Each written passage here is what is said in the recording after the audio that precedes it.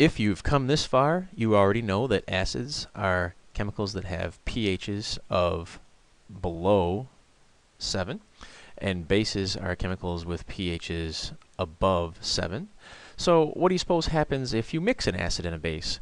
Well, what happens is you get something that is more neutral. If not neutral, at least closer to neutral. For example, if you had a really weak acid and a very strong base and you mixed them together, the solution would still be a base. It would just be a little bit less strong. Okay, so what I want to do here is I want to show you 3 different combinations of mixing an acid with a base, and I want to show you what happens if you had them in a solution of water. So let's get started with this one. HCl is hydrochloric acid, so I'll put that here. And NaOH is sodium hydroxide, so I'll put that there. And what are you going to get? Well, right off the bat you might not know, so I'm going to show you. If you take HCl and throw it into water, you get the proton, that's the H+, and you get the chloride ion. And the NaOH, you throw that in water, you get the sodium ion, and then you get the hydroxide ion. The O and the H stay together, and they're negative. So look at the electric charges here. We've got a positive, a negative, and a negative. So if things are going to shuffle around, if a reaction is going to happen, who is going to get bonded to whom? Well, this Na and this Cl, they would make table salt. They would make NaCl. And Na is a +1 and chlorine's a -1, so there's the formula for table salt. And then what's left over here? A positive hydrogen ion and an OH negative. That's an H, an H, and an O. Well, that is, you put those together, you get water. So as it turns out, when you mix an acid and a base, you always get some kind of a salt, and you also get water. And the resulting pH of the solution would be closer to neutral. So I'm going to clean this up a little bit, and then I'll show you the next one.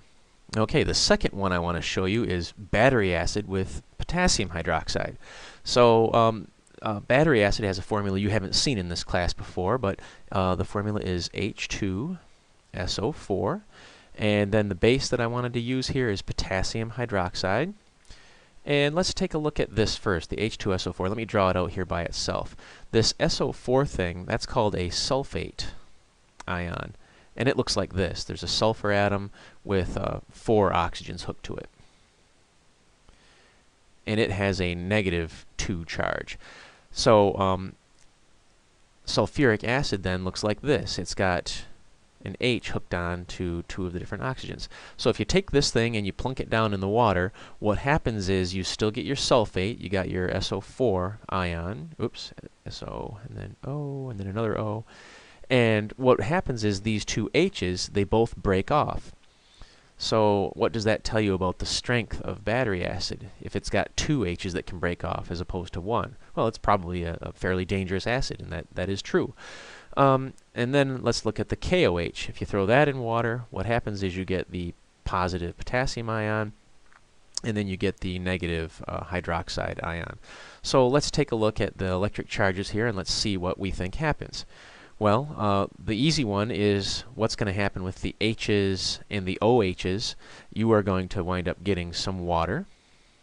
And if you're noticing there's 1, 2, 3 H's here and only 1 O, that just means that this isn't balanced yet. But you're going to get some water. And then what's going to happen with the sulfate? Well, the sulfate is going to hook together with the potassium. So you're going to get KSO4. But remember, this sulfate has a -2 charge, and each K only has a 1. So the formula is actually K2SO4. So here's our water, and here is our salt. There's lots of different kinds of salt, and potassium sulfate is just one of those types of salt. So let me clean this up, and then I'll show you the last one. I don't think I need to use my little glass of water anymore. So, and here's the last one. This is hydroiodic acid with calcium hydroxide. So hydroiodic acid, and then the calcium hydroxide. The parentheses here just tell us that there's 2 of the hydroxide ions. And so what are we going to get? Well, we should already know what we're going to get. The H and the OH's, they make water. And then guess what else we're going to get? Well, who else is left? we've got this -1 iodine, and we've got this +2 calcium. If you look at your periodic tables, you should know that. So what we're going to have is calcium gets listed first because it's the positive, it's the metal, and it's going to take 2 of the iodines.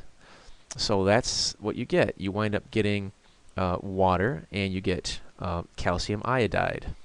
So there are 3 examples of neutralization reactions. Neutralization reactions are what happen when you mix an acid with a base. You wind up getting something that is closer to neutral.